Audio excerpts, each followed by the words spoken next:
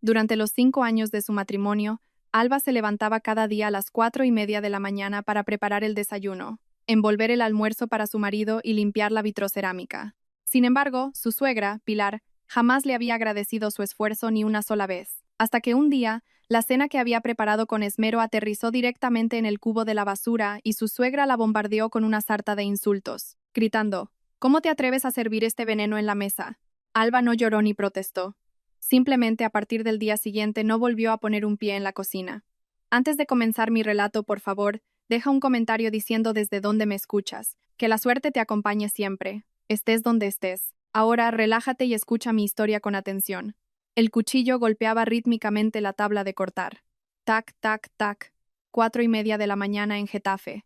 Un viejo bloque de pisos construido hace unos 30 años. La única fuente de luz en el apartamento era el fluorescente de la cocina. Alba estaba de pie junto al fregadero, y tras cortar unas zanahorias en rodajas finas, las echó en un cuenco. Las viejas tuberías de la pared emitían un siseo bajo y pesado.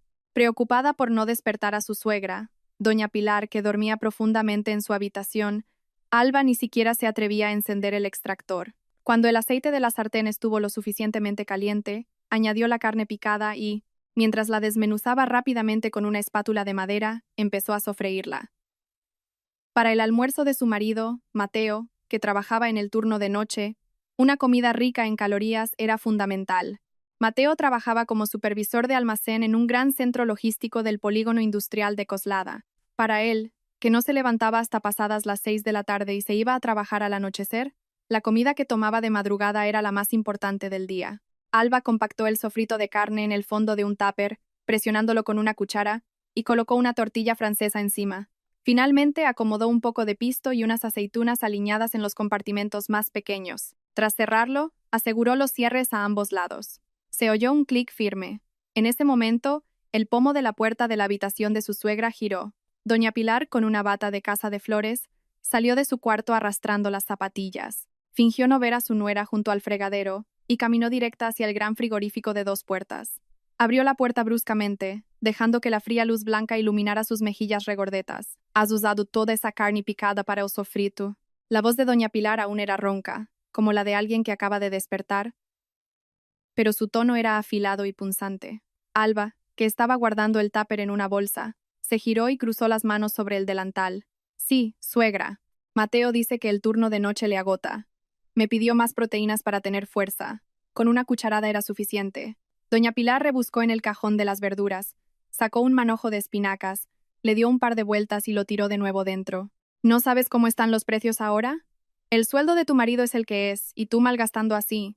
Deberías haber cortado las patatas más grandes para que pareciera que la porción es más abundante». «De acuerdo, suegra». Alba bajó la mirada. Doña Pilar cerró la puerta del frigorífico de un portazo.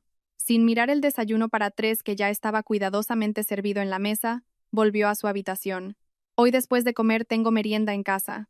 Vendrán mis amigas a tomar café y pastas. A las 5 en punto el salón tiene que estar impecable». La puerta de su cuarto se cerró de golpe. Alba se quedó quieta un momento. Luego se acercó a la mesa, devolvió la sopa de verduras del cuenco de su suegra a la olla y la puso a calentar a fuego lento.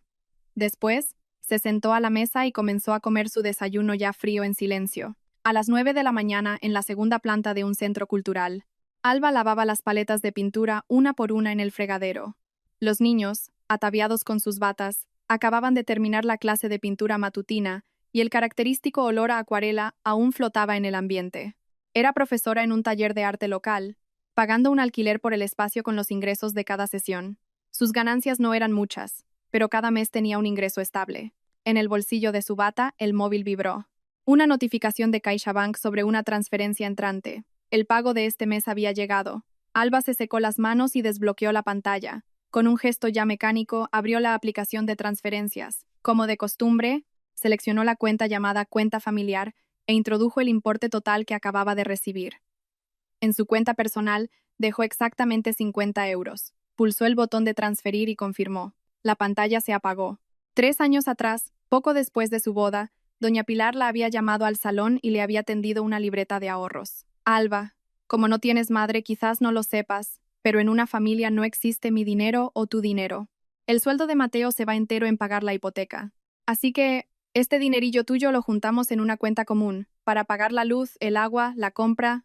La familia debe estar unida, solo así podremos salir adelante. Yo trabajé en el ayuntamiento, así que de administrar una casa nadie sabe más que yo. Confía en mí, y no tendrás que preocuparte por nada. En aquel momento, Alba miró el rostro seguro de sí mismo de su suegra y asintió. Su padre, Fermín, tras la temprana muerte de su madre, la había criado solo mientras regentaba una pequeña ferretería en el casco antiguo de Toledo. Anhelaba una familia de verdad, una sólida, donde hubiera una jerarquía y un fuerte apoyo en los mayores. Entregar su sueldo le pareció un peaje razonable para entrar en ese mundo. Cogió una esponja y empezó a frotar una mancha de pintura blanca en la esquina del fregadero. El móvil vibró de nuevo. Esta vez, una transferencia de 10 euros de su marido, Mateo. El mensaje decía, para tus cosas. Era todo el dinero del que podría disponer ese mes. Miró la pantalla sin expresión, guardó el móvil de nuevo en el bolsillo y, cabizbaja, continuó limpiando el fregadero. A las 10:40 de la mañana, Alba, con bolsas de la compra en ambas manos, subía a toda prisa las escaleras hacia su piso. En las bolsas llevaba harina y huevos para un bizcocho, y una caja de infusiones que había comprado en el supermercado más cercano. Justo cuando llegó a la puerta sonó el teléfono. «Suegra, ¿dónde estás? ¿Por qué tardas tanto? Ya estamos todas abajo». Su voz era exigente, no admitía réplica. «Ya estoy en la puerta, suegra. Rápido, las tazas ya están todas limpias, ¿verdad?» La llamada se cortó. Alba respiró hondo y entró. La puerta estaba abierta. Sin tiempo para colocar ordenadamente sus zapatos, corrió a la cocina, puso agua a hervir, lavó la fruta y empezó a prepararlo todo. 10 minutos después sonó el timbre del telefonillo. «Ay, qué limpia está siempre la casa de nuestra presidenta. Ni una mota de polvo». Claro, Pilar trabajó en el ayuntamiento, siempre ha sido muy ordenada. Las voces de varias señoras con chaquetas de colores, junto con los pasos de doña Pilar, invadieron el salón. Doña Pilar, con su característica altivez, se sentó en el sofá y, con una voz una octava más alta de lo normal, gritó: «Nuera, ¿todavía estás de brazos cruzados? ¿Y el zumo? ¿Te has quedado sentada?» Alba sacó una bandeja de la cocina. Inclinándose ligeramente, colocó con cuidado 5 vasos de zumo frío y un plato de galletas en la mesita. «Ah, así que esta es la nuera. Qué educada, ¿no?», dijo una de las señoras, con una chaqueta morada, mirando a Alba de arriba abajo. «Hoy en día no hay muchas jóvenes que quieran vivir con la suegra. ¿Qué remedio le queda? Vive en el piso que compró Mateo, así que tiene que arrimar el hombro», contestó doña Pilar mientras levantaba su vaso, fingiendo soplar un vapor caliente que no existía. «Pero claro, se crió sin madre, así que no tiene manos para nada. Todo el día tengo que estar detrás de ella enseñándole, pero no hay manera». Los nudillos de Alba, que sostenía la bandeja, se pusieron blancos por la tensión, pero apretó los labios con fuerza. En ese momento, el móvil en el bolsillo de su bata vibró de nuevo. Volvió a la cocina y lo sacó. Un mensaje de la madre de una de sus alumnas. «Alba, ¿la clase del próximo martes podría pasarse de la tarde a la mañana? Mi hija tiene entrenamiento de fútbol después de comer». «Hola, Alba, ¿has visto mi mensaje? Ya te lo he preguntado 3 veces». Alba se mordió el labio inferior y tecleó una respuesta rápidamente. «Lo siento muchísimo, señora, pero el martes por la mañana tengo un compromiso familiar, me es imposible. De verdad, lo siento». Cada martes por la mañana, su suegra organizaba un rosario para las vecinas en casa, y Alba tenía que estar disponible para servir infusiones, pastas y luego el almuerzo. Durante los últimos 3 meses, con la misma excusa, ya había rechazado 4 veces las peticiones de los padres para cambiar horarios. «Alba, ¿has empezado ya a hacer el bizcocho?», se oyó el grito agudo de doña Pilar desde el salón. Alba guardó el móvil en el bolsillo y volvió a la encimera vertiendo la masa en el molde. El calor del horno precalentado le nubló la vista por un instante. La cena era el raro momento en que los 3 miembros de la familia se reunían en la misma mesa. Mateo, recién levantado, con el pelo revuelto y vestido con un chándal holgado, se sentó a la mesa. Sobre ella había un guiso de lentejas aún humeante en una fuente, ensaladilla rusa, patatas bravas y pescado frito dorado. Doña Pilar cogió una cuchara, probó el caldo de las lentejas y se lo llevó a la boca. ¡Clang! La cuchara cayó con estrépito sobre la mesa, golpeando el borde del plato con un sonido metálico. La mano de Mateo, que se disponía a servirse ensaladilla, se quedó suspendida en el aire. Él agachó la cabeza y empezó a masticar un trozo de pan en silencio. «¿Estos son lentejas o vinagre puro? Está agrio». Doña Pilar, con el ceño fruncido, removió el contenido de su plato. «Te lo he dicho 1000 veces. Mateo trabaja de noche. Si come algo tan ácido, le sentará mal al estómago». «Suegra, solo he usado un chorrito de vinagre». Igual que me enseñaste la otra vez, explicó Alba con calma, con las manos cruzadas en el regazo. ¿Igual dices? ¿Crees que tu mano y la mía miden lo mismo? Doña Pilar resopló y se fijó en el pescado frito. Mira este pescado, quemado por fuera y crudo por dentro. ¿En qué estabas pensando mientras cocinabas? ¿Te pasas el día en casa sin hacer otra cosa que cocinar? Y ni algo tan simple se te da bien. Alba miró el pescado. Por orden de su suegra de ahorrar aceite, había intentado freírlo con el aceite sobrante de las patatas, pero la cantidad era insuficiente para que se hiciera de manera uniforme y quedara crujiente. Pero no se defendió. Se giró y miró a su marido. Mateo, todavía con la cabeza gacha, devoraba el pescado quemado por fuera y crudo por dentro, con la boca llena. Al sentir la mirada de Alba, levantó la cabeza un instante y mientras masticaba, murmuró: Pues a mí me gusta, mamá. Claro que te gusta, Alba se ha esforzado mucho. Yo solo la educo para que sea una mujer de provecho. Doña Pilar miró fijamente a su hijo. Si no lo hago yo, ¿quién va a mantener el orden en esta casa? Tú cállate y come, no te metas. Mateo volvió a bajar la cabeza inmediatamente y guardó silencio. Alba soltó la cuchara que sostenía, la cogió de nuevo y se sirvió un poco de ensaladilla. Sabía insípida, como masticar arena. 3 días antes de Nochebuena, toda la casa olía a mantequilla y a dulces horneados, un aroma empalagoso que llevaba 2 días instalado en el apartamento. Alba se había tomado 3 días libres en el taller. En el suelo del salón había periódicos viejos extendidos, sobre ellos un horno portátil y varias bandejas grandes.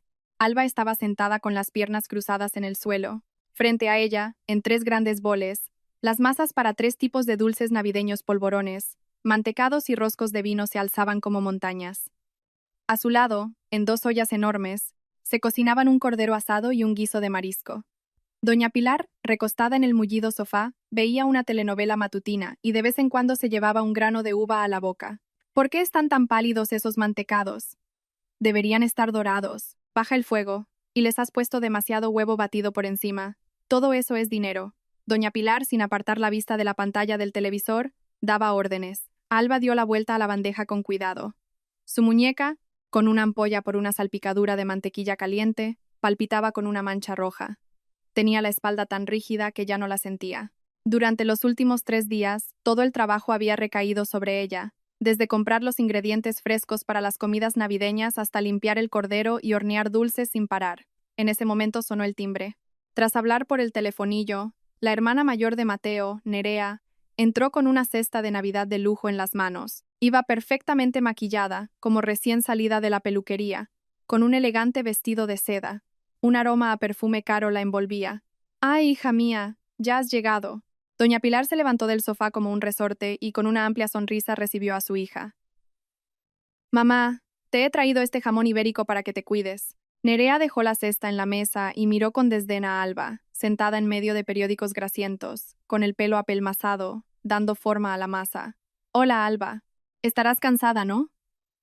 Alba quiso levantarse para saludar, pero tenía las piernas tan agarrotadas que no pudo. Se apoyó en el suelo y asintió con dificultad. «Hola, Nerea».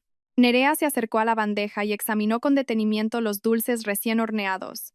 Con su dedo de uña esmaltada, cogió un polvorón y lo observó. «Mamá, ¿por qué están agrietados? Si los servimos a los invitados en Nochebuena, qué vergüenza. Nuestra familia siempre ha tenido fama de hospitalaria». Doña Pilar suspiró profundamente y miró de reojo a Alba. «¿Qué le vamos a hacer? Por más que se lo digo, no aprende. Al final tendré que ser yo la que elija los que tengan buena pinta». La espátula en la mano de Alba se quedó inmóvil. Los dulces del horno seguían haciéndose. «Ya basta. Acércate y mira el cordero, que se te va a quemar. Cuanto más haces, peor te sale. Ya termino yo. Vete». Alba dejó la espátula y, apoyándose en las rodillas, se levantó con gran esfuerzo. Sintió como si 1000 agujas le pincharan las piernas. Se dio la vuelta en silencio y fue a la cocina, donde se quedó paralizada frente a las 2 grandes ollas que hervían a borbotones. Se quedó de espaldas al salón, desde donde llegaban las risas de su suegra y su cuñada, sus comentarios de admiración por el precio del jamón y las críticas de Nerea. Con esas manos tan ásperas, ¿cómo va a poder cuidar de un niño? A través de la ventana de la cocina, ligeramente abierta, entraba una corriente de aire frío que refrescaba su espalda sudada. Permaneció en esa estrecha cocina durante 10 minutos, como una estatua. 10 minutos en los que el cordero y el marisco siguieron hirviendo y las risas en el salón no cesaron ni un segundo. Nadie vino a la cocina a preguntarle si el calambre de sus piernas había desaparecido. Nadie le ofreció un vaso de agua fría. Era solo un mueble más en esa cocina, una máquina enchufada a la corriente que debía cumplir su función. Y a nadie le importaba si la máquina se averiaba o no. 2 semanas después de Navidad, Alba estaba ayudando a abrochar el abrigo a una niña pequeña que acababa de terminar su clase de pintura en la entrada del centro cultural. En ese momento, la abuela de la niña subió las escaleras con una bolsa de la compra. Perdone. Alba sonrió amablemente. La abuela la miró de arriba abajo. Su mirada era una mezcla de juicio descarado y un vago desprecio.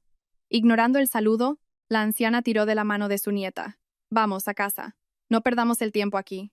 Mientras arreglaba la ropa de su nieta, la abuela murmuró como para sí misma, pero su voz se oyó claramente en todo el pasillo. No sabe ni hacer unas lentejas decentes. Su marido tuvo que tirar la cena, pero se las da de profesora. Todas las vecinas del barrio lo comentan. No tiene ni idea de llevar una casa. A saber qué le enseñaron sus padres.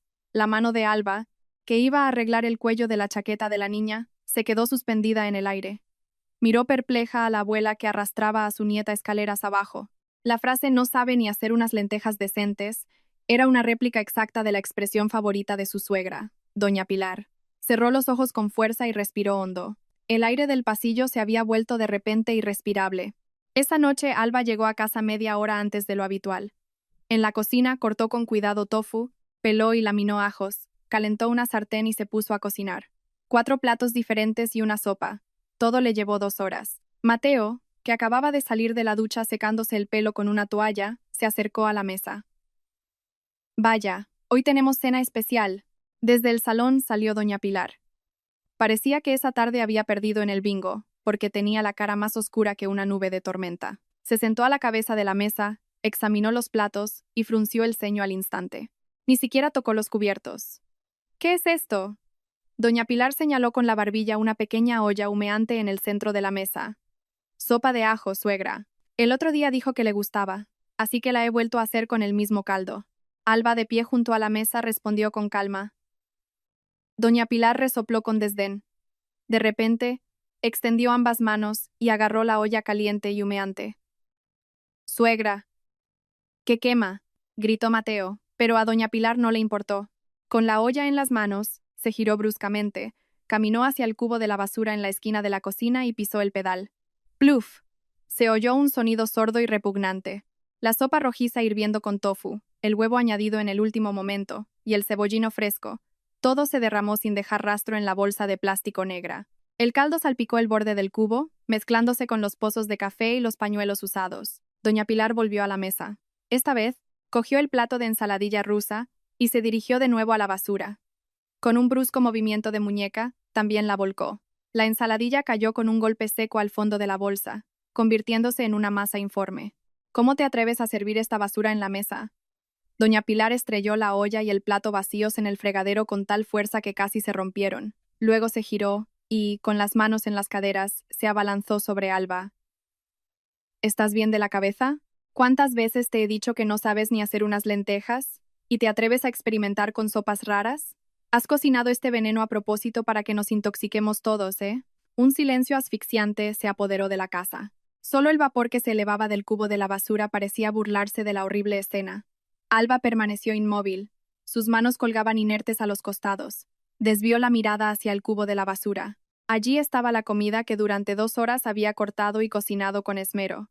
La comida que ninguna cuchara había tocado, en un instante, se había convertido en basura que debía ser desechada de inmediato. No asomó ni una lágrima a sus ojos, ni siquiera sus pestañas se enrojecieron.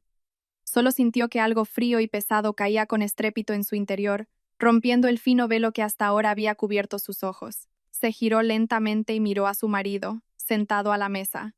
Mateo estaba paralizado en una postura incómoda, con el tenedor en la mano, a punto de servirse. Miró de reojo el cubo de la basura, luego a su madre, cuyo rostro estaba rojo de ira, e inmediatamente bajó la vista. Mateo. La voz de Alba sonó increíblemente tranquila y ligera. El hombro de Mateo se tensó y lentamente levantó la cabeza. ¿No vas a decir nada? Alba lo miró directamente a los ojos. Mateo tragó saliva. Su nuez de Adán se movió. Se pasó nerviosamente la mano por el pelo aún húmedo y abrió la boca. Bueno, mamá solo lo hace para que aprendas a cocinar mejor. La próxima vez seguro que te sale más rico. No hay por qué darle tanta importancia. No fue capaz de sostener la mirada de Alba. Alba lo miró fijamente durante 10 segundos. Luego asintió lentamente. De acuerdo. Alba desvió la mirada hacia los platos que quedaban en la mesa y dijo con una voz seca, sin emoción, como si leyera el pronóstico del tiempo: a partir de mañana no vuelvo a cocinar. Mateo bufó con incredulidad y agitó la mano. Venga ya, no digas tonterías. Y tú también, mamá, tranquilízate. Venga, vamos a sentarnos y a comernos lo que queda. Tengo que irme a trabajar pronto. Volvió a bajar la cabeza hacia su plato y empezó a comer arroz a toda prisa. Doña Pilar resopló con fuerza y se sentó en su silla, empezando a desmenuzar el pescado frito que quedaba. Alba no dijo nada más, se dio la vuelta y se fue a su dormitorio. Antes de cerrar la puerta, miró por última vez hacia la cocina, hacia el repugnante cubo de la basura que todavía humeaba. Era el finiquito de sus 5 años de matrimonio. No era ira, era una epifanía, fría y clara. En eso que llamaban familia, nunca había sido respetada como persona. Era solo un mueble al que se podía patear, insultar y desenchufar en cualquier momento, una cocinera y un cajero automático andante. Y cuando esta máquina se atrevió a mostrar un código de error, un anhelo de calor familiar, simplemente la patearon para arreglarla. ¿Y si dejó de funcionar? Este pensamiento aterrador, como una semilla, creció en la oscuridad y al instante extendió sus ramas, tarde en la noche. Mateo ya se había ido a su turno de noche en el centro logístico. Desde el dormitorio de su suegra se oían ronquidos regulares que traspasaban las paredes. El salón estaba a oscuras. Solo la tenue luz de una farola que se filtraba por la ventana del balcón creaba largas sombras en el suelo. Alba, acurrucada en el sofá, miraba su móvil. La luz azul de la pantalla iluminaba su rostro inmóvil. Abrió el historial de transacciones de la cuenta etiquetada como familiar. Durante 5 años, cada mes, sin falta, transfería todo su sueldo del taller de pintura a esa cuenta. Tenía acceso a ella, pero había confiado plenamente en las palabras de su suegra, que aseguraba que era ella quien pagaba las facturas y compraba la comida. Y nunca había revisado los detalles. Su pulgar se deslizó por la pantalla hacia arriba. Una transacción, 2, 3, pagos en el supermercado local, en la carnicería o en el mercado. Los gastos variaban. Alquiler de autobús para excursión de las amigas del bingo. 450 euros. Compra de un jamón de regalo para una de ellas. 150 euros. Regalo para el cumpleaños de Nerea.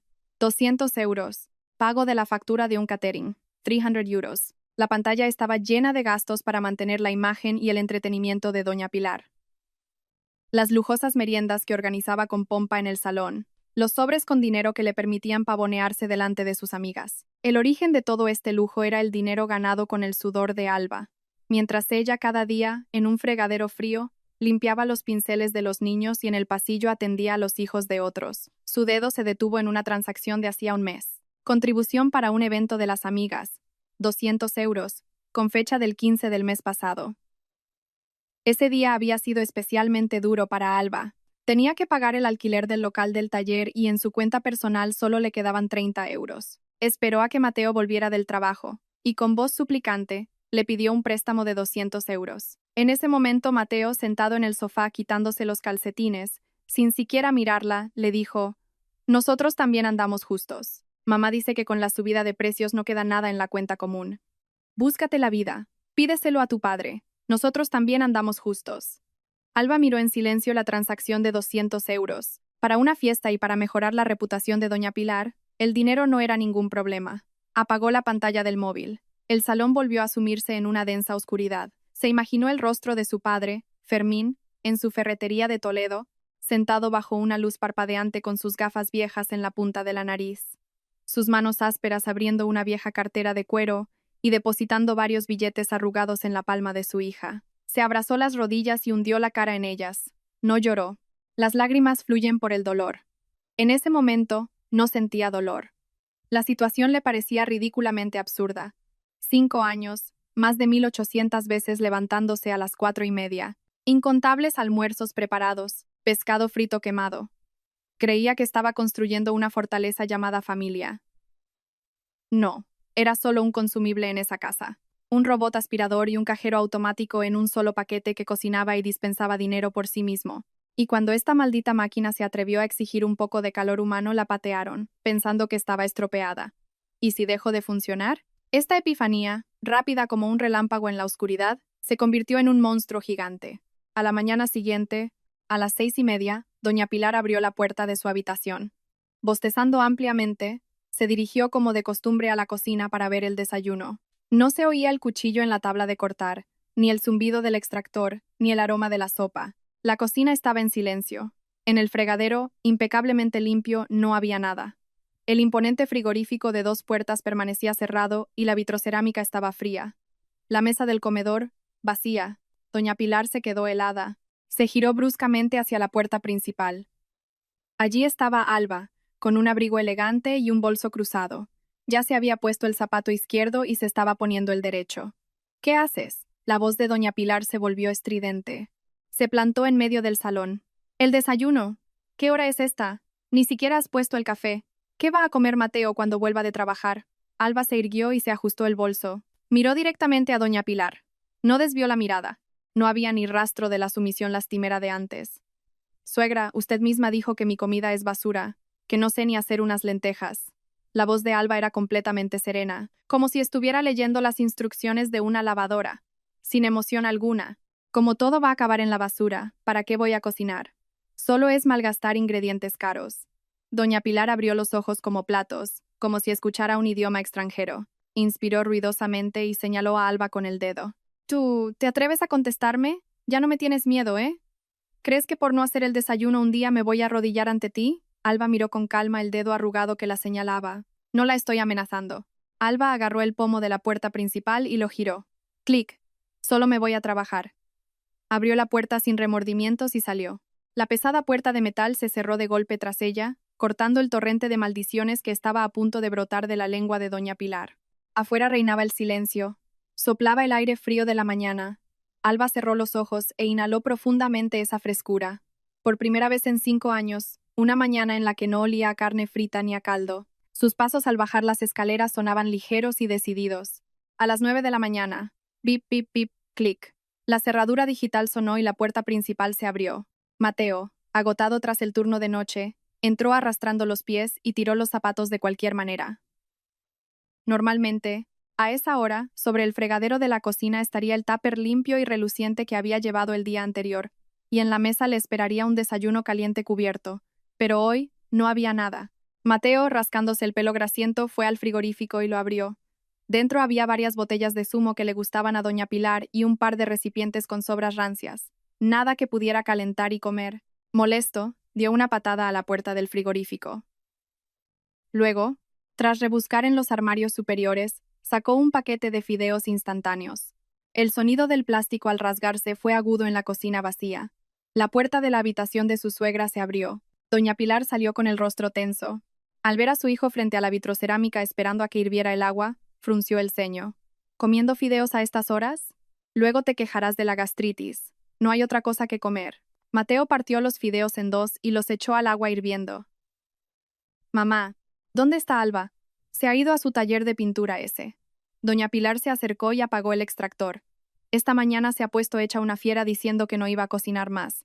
Me he quedado de piedra. He sido demasiado buena con ella, y se le han subido los humos. Tú no le hagas caso. Déjala que pase hambre un par de días. Ya vendrá ella sola a pedir perdón. Mateo removió el caldo rojizo que hervía en la olla con un tenedor. Déjalo, mamá. ¿Puedo pedir un globo? La verdad es que ayer te pasaste con lo de la sopa. ¿Pasarme? ¿Acaso no puedo tirar una sopa que he pagado con mi dinero? Cuando yo era nuera, mi suegra me rompió un plato en la espalda por una sopa salada. Doña Pilar alzó la voz, se dio la vuelta bruscamente y cogió el móvil. No es asunto tuyo. Voy a llamar a Nerea. Cogió el teléfono y salió al balcón, marcando el número de Nerea. Nerea, escucha esto, es increíble. La loca de tu cuñada se ha atrevido a decirme a la cara que se pone en huelga de cocina. Que no va a pisar la cocina en todo el día. Imagínate. Al otro lado se oyó la voz indiferente de Nerea. Mamá, seguro que es una rabieta. ¿Qué nuera de hoy en día aguanta a una suegra como tú? Déjala, ya se le pasará. Que pase hambre un par de días, y ya verás cómo vuelve a cocinar. No se va a morir de hambre, digo yo. Eso mismo, ya veremos cuánto aguanta. Doña Pilar resopló y colgó. Miró la espalda de su hijo, que sorbía ruidosamente los fideos. Estaba convencida. En 3 días. Exactamente 3 días. Esa nuera sumisa volvería a ponerse el delantal y a suplicar perdón. La primera semana, el ambiente en el apartamento era como una extraña batalla de sumo. Mateo, cada día después del trabajo, comía fideos instantáneos o compraba un kebab cerca de casa. Doña Pilar, por orgullo, no quería entrar en la cocina, así que almorzaba fuera y para cenar pedía pizza o empanadas. Junto al cubo de la basura, se amontonaban cajas de comida a domicilio, desprendiendo un olor agrio. Nadie las tiraba. El jueves de la segunda semana, Doña Pilar se dio cuenta de que no solo la vitrocerámica había dejado de funcionar.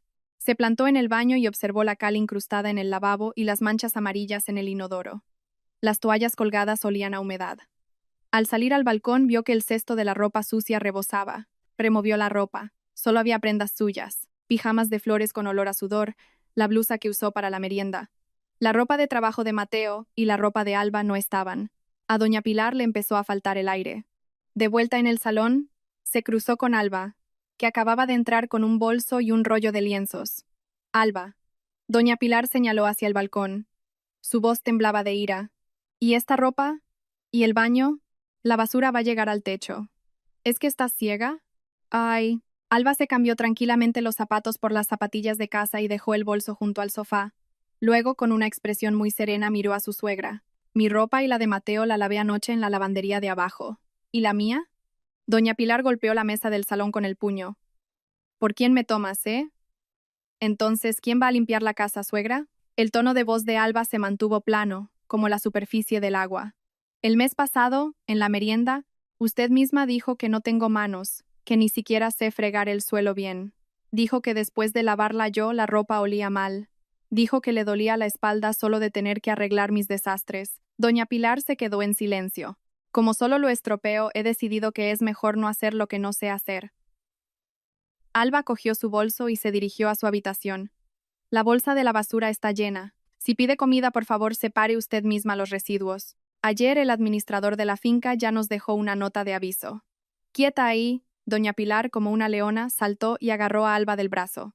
Vives de mi dinero y te atreves a decir que no vas a limpiar. ¿Has perdido el juicio? Alba se detuvo y miró con calma la mano delgada de su suegra que la sujetaba. Suegra, la hipoteca la pagamos con el sueldo de Mateo, y la compra y las facturas, con mi dinero. Nunca he vivido de su dinero ni he sido una parásita en esta casa. Alba, con suavidad pero con firmeza, se soltó y entró en su habitación, cerrando la puerta. Esa noche, Mateo se despertó y fue al baño a lavarse la cara. Casi resbala con un charco de agua jabonosa en el suelo.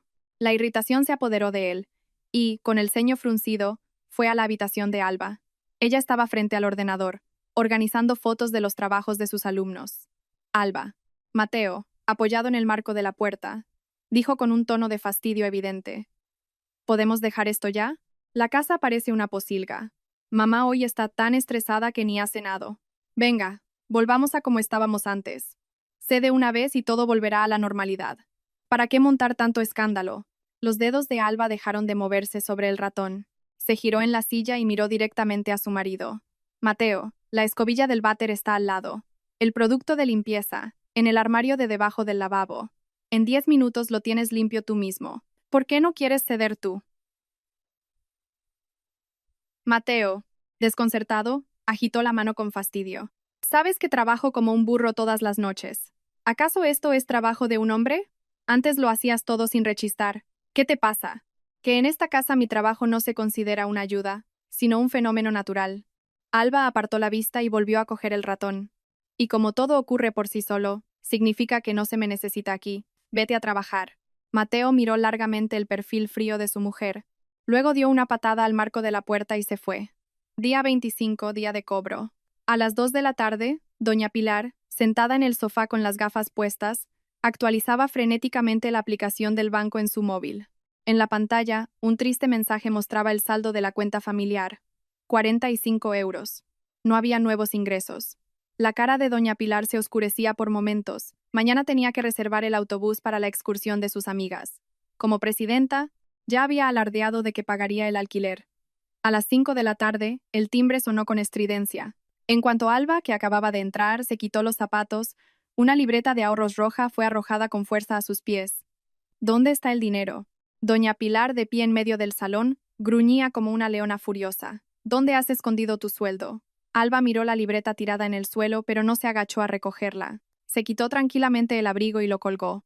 Lo he transferido a mi nueva cuenta personal. ¿Quién te ha dado permiso para abrir una cuenta nueva? Rugió doña Pilar acercándose a Alba. En una familia no debería haber esas cosas con el dinero. No me respetas a mí, que soy la mayor de esta casa. En una familia. Alba levantó la cabeza y miró directamente a los ojos de su suegra, rojos de ira. Suegra, el día 15 del mes pasado no tenía 200 euros para pagar el alquiler del taller, y Mateo me dijo que me buscara la vida. Pero ese mismo día usted sacó 200 euros de esta cuenta y los donó para un evento de sus amigas. ¿En ese momento me consideró usted un miembro de la familia? Los ojos de doña Pilar vacilaron por un instante, pero inmediatamente gritó aún más fuerte. ¿Quieres que una persona mayor quede en ridículo en público? ¿Y cuánto ganas tú en ese taller? ¡Miserias! Deja de trabajar ya. Sí, no gano mucho dinero. La voz de Alba era baja, pero cada palabra era tan clara como un trozo de hielo. Pero es la paga por mi duro trabajo. A partir de hoy mi sueldo lo administraré yo. La luz, el agua, la comunidad. Si con el sueldo de Mateo no llega, pagaré exactamente la mitad. Los demás gastos, como usted vea. Tú, insolente. Doña Pilar, temblando de rabia, señaló directamente a la cara de Alba. ¿Te atreves a rebelarte? Voy a decirle a Mateo que se divorcie de ti ahora mismo. Si él decide que el divorcio es la mejor opción, que venga con los papeles firmados. Alba pasó junto a doña Pilar, entró en su habitación y cerró la puerta con llave a propósito. Sola en el salón vacío, doña Pilar gritó histéricamente al aire y lanzó maldiciones. El fin de semana, Alba hizo un viaje de 2 horas en autobús a Toledo. En la ferretería del casco antiguo, el ambiente seguía siendo sombrío. Olía a aceite de máquina y a metal. Su padre, Fermín, estaba agachado arreglando un viejo ventilador.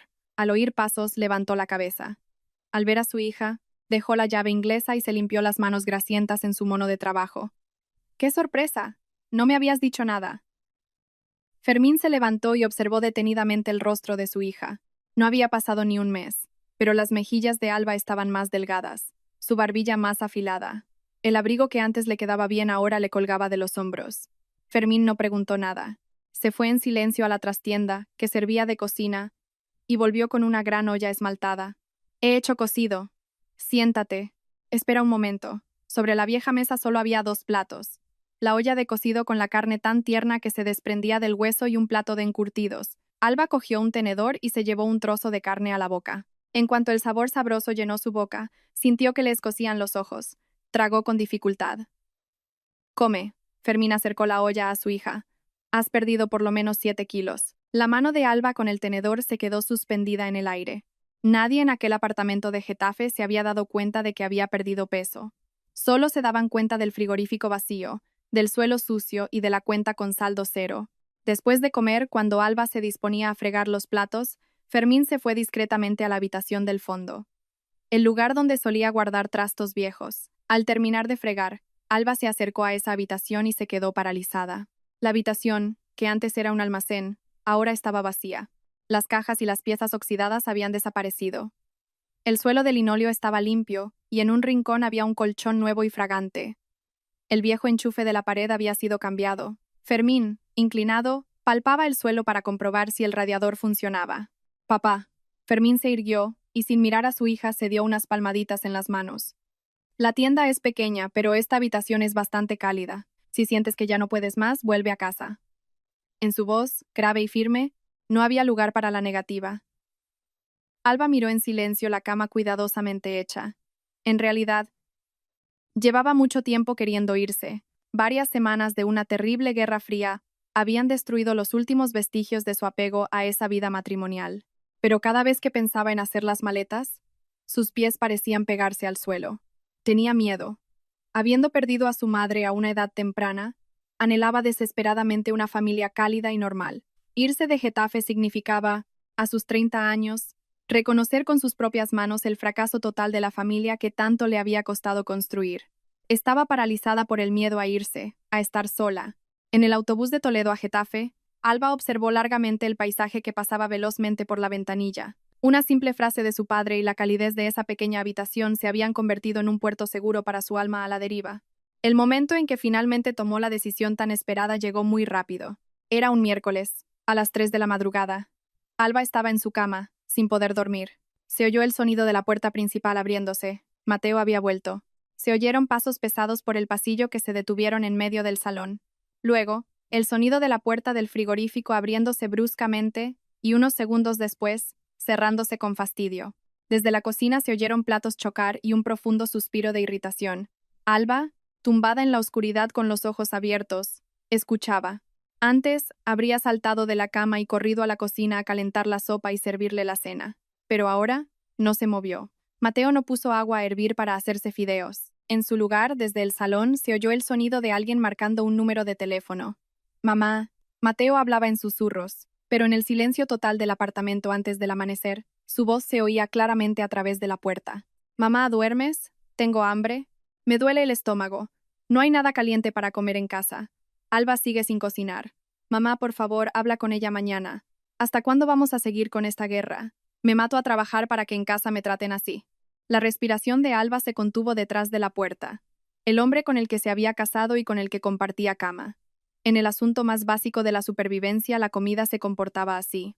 En lugar de coger una sartén y al menos freír un huevo, o llamar a la puerta de la habitación de su esposa e intentar hablar, llamaba a su madre y se quejaba, pidiéndole a su madre que arreglara este desobediente electrodoméstico, como si el aspirador se hubiera estropeado y, en lugar de intentar averiguar la causa, simplemente llamara al servicio técnico, gritando por teléfono y exigiendo que enviaran a un reparador. En la oscuridad, Alba se sentó lentamente. Su corazón no se rompía de dolor, la ira no hervía. El último y más fino hilo de apego a esa cáscara llamada matrimonio se había roto con esa única y patética frase suya. Por favor, habla con ella. Y se desvaneció como el polvo. Ya no había dudas. Hoy, este mecanismo se saldría definitivamente de sus raíles en esta casa. A las 10 de la mañana, doña Pilar, después de arreglarse y coger su bolso, salió de casa para ir a su reunión. Mateo dormía profundamente en su habitación. Alba abrió la puerta de su cuarto y empezó a hacer las maletas. No tenía mucho, ropa para un tiempo, lo más esencial de aseo y su principal herramienta, su material de pintura. Metódica y ordenadamente, lo guardó todo en 2 maletas. Al terminar, fue a la cocina y abrió el frigorífico. En una de las baldas, los botes de especias que había comprado en su día estaban solos. No los tocó. Cogió una libreta y un bolígrafo y escribió, con una caligrafía pulcra, una sola línea. La nota decía: la comida del frigorífico la compré yo. Podéis comerla. Las facturas de este mes ya están pagadas. Arrancó la hoja y la pegó con celo justo en el centro de la mesa. Finalmente, con las 2 maletas, salió al recibidor. Después de ponerse los zapatos, abrió la tapa de las pilas en el interior de la puerta principal y mantuvo pulsado el botón de reinicio de la contraseña. Contraseña restablecida, dijo una voz mecánica que resonó en el pasillo vacío. La puerta se cerró de golpe y la cerradura hizo clic. Sin gritos, sin platos rotos, ni siquiera un breve adiós. Su partida fue silenciosa. Un mes después, el viejo apartamento de Getafe desprendía un olor a descomposición indescriptible. Doña Pilar, en la entrada, se tapaba la nariz. Junto a la puerta, 5 grandes bolsas de basura negra se amontonaban como montañas. Del fondo de una de las bolsas, rota, se filtraba un líquido turbio, dejando una mancha negra y pegajosa en el suelo. Como si caminara por un campo de minas, entró en la cocina. Al abrir el frigorífico, casi se ahoga por un olor agrio y nauseabundo. Las verduras en los recipientes, cuyos cortes había criticado por no ser uniformes, ahora estaban cubiertas por una capa de moho blanco y peludo, como medallas. Incluso la carne del congelador se había descongelado, y de ella manaba un líquido sanguinolento que apestaba. ¡Qué asco! Así es como vive la gente. Doña Pilar cerró la puerta del frigorífico de un portazo y gritó al aire. Le rugían las tripas. Llevaba una semana comiendo solo arroz de microondas y restos de encurtidos rancios. Apretó los dientes, rebuscó en los armarios, sacó una sartén y encendió la vitrocerámica. Cascó un huevo, pero no calculó el fuego y la sartén se calentó demasiado. La clara se ennegreció al instante y empezó a humear, haciéndola toser. Presa del pánico, cogió la sal y la espolvoreó 2 veces, pero no calculó la fuerza y la sal cubrió el huevo como si fuera nieve. Con dificultad, pasó esa masa medio cruda, medio quemada y extremadamente salada a un plato y se sentó a la mesa. En el centro de la mesa aún quedaba el rastro pegajoso del celo de la nota que Alba había dejado un mes atrás. Doña Pilar pinchó un trocito de aquel horrible huevo con el tenedor y se lo metió en la boca. Un sabor insoportablemente salado y a quemado le invadió. Incapaz de masticar, lo escupió en una servilleta. Se quedó sentada frente a la mesa vacía, mirando perpleja aquella masa negra incomible. De repente, le vino a la mente la imagen de aquella noche, un mes atrás. Las lentejas humeantes en la fuente, el pescado frito crujiente y dorado, la ensaladilla con su aliño fragante, la cena que Alba había preparado durante 2 horas, y ella había cogido la fuente caliente y humeante, y la había tirado a la basura. Las manos de doña Pilar empezaron a temblar. Solo ahora comprendía, con una claridad meridiana, que el poder que creía tener en esa casa no era más que un castillo de naipes construido sobre los cimientos de la paciencia de su nuera. En cuanto su nuera dejó de prestar sus servicios, ella no era más que una anciana indefensa que ni siquiera sabía freír un huevo. La puerta del dormitorio se abrió y salió Mateo, sujetándose el estómago. Su rostro estaba pálido. Un sudor frío le perlaba la frente. «Mamá, ¿tenemos alguna pastilla para el estómago? El botiquín está debajo de la tele». «Búscalo tú», contestó doña Pilar con fastidio. Mateo se acercó al mueble y empezó a rebuscar en los cajones. Ni una sola pastilla. ¿Dónde las guardaba Alba normalmente? Nadie respondió. Mateo se dobló de dolor. Casi un mes comiendo comida picante de Globo y comida grasienta y salada de la tienda 24 horas, y su gastritis crónica había vuelto. Hoy se había visto obligado a pedir el día libre en el trabajo. Intentando aliviar el dolor punzante, fue al dispensador a por un vaso de agua caliente. Pulsó el botón, pero la máquina solo parpadeaba con una luz roja. El filtro llevaba mucho tiempo sin cambiarse. El agua no salía. Con rabia, golpeó el dispensador y fue al baño a lavarse la cara. En cuanto abrió el grifo, el agua se estancó en el lavabo, sin bajar. El desagüe estaba completamente atascado de pelos y jabón. Mateo miró su reflejo en el espejo. Barba sin afeitar, mejillas hundidas, pelo grasiento. ¿Quién cambiaba el filtro del dispensador? ¿Quién limpiaba el desagüe del baño? ¿Quién reponía el botiquín? ¿Quién pagaba todas las facturas que cada mes llegaban al buzón? Pensaba que la casa funcionaba sola, como con pilas. El trabajo de su mujer le parecía algo simple y natural, como recoger un envoltorio de caramelo del suelo. Mateo corrió al dormitorio, cogió el móvil y marcó frenéticamente el número de Alba.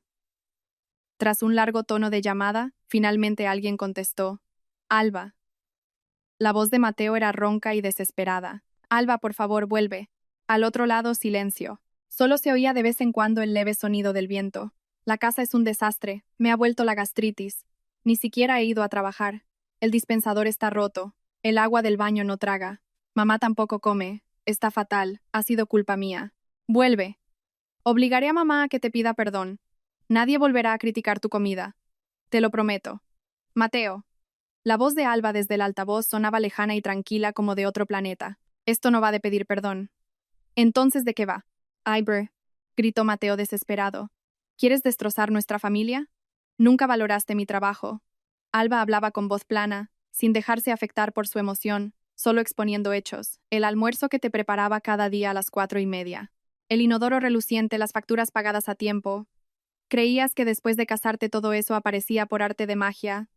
Y como todo ocurre por sí solo, ¿para qué voy a volver? Llama a un fontanero, contrata a una asistenta, pide comida. Con dinero todo se soluciona. Alba hizo una pausa.